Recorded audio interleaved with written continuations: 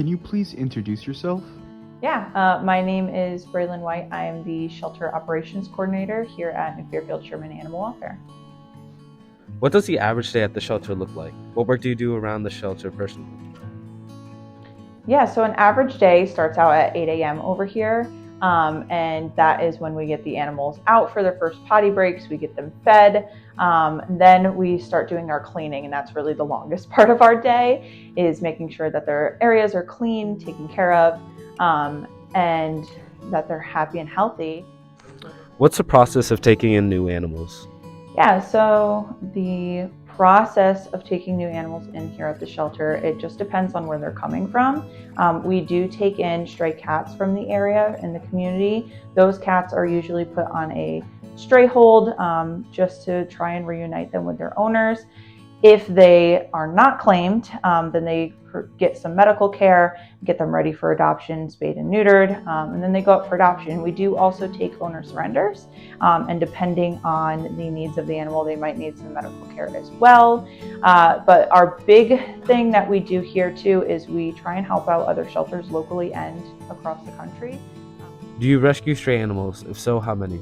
Yeah, so the split between the shelter, we definitely do more cats than dogs.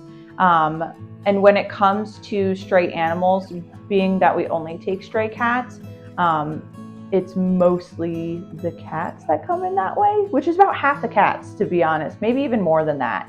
But the local to transport intake that we have right now is actually about 50-50. So half of our animals are coming in from our community, and half of them are coming in from out of state.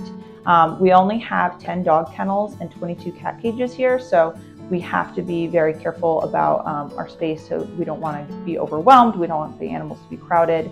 Yeah. How are animals in your care treated when they first come in? So when animals first come into our care, they're generally pretty scared.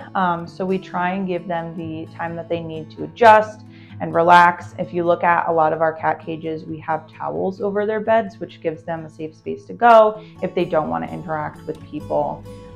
We always want to treat all of the animals with kindness and compassion, and we treat people the same way here. We have something called 3 days, 3 weeks, 3 months. And what that means is that the first 3 days is really new and challenging for them, and they'll be pretty scared, not really know what to do. They might be fearful. They might be acting in a way that is not their true personality.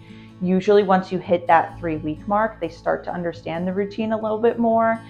They're starting to pick up, oh, this is when I eat, this is when I go to the bathroom. Those bad behaviors and scaredness might be going away. And then once they hit that 3-month mark, that's usually when they're the most comfortable. They're settled in, they know the routine, they know what they're supposed to do, and that's when you see their true personality come out. What can people who aren't already affiliated with the shelter do to make a difference?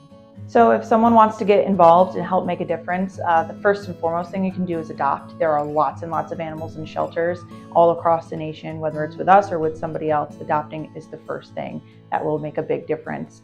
When you adopt, you're not just saving one animal, you're saving 2. That first one goes home with you, and it leaves a space for us in the shelter to take a second animal in. The other things that you can do is foster. Fostering a pet gives more space in the shelter, so we can help more pets and more people.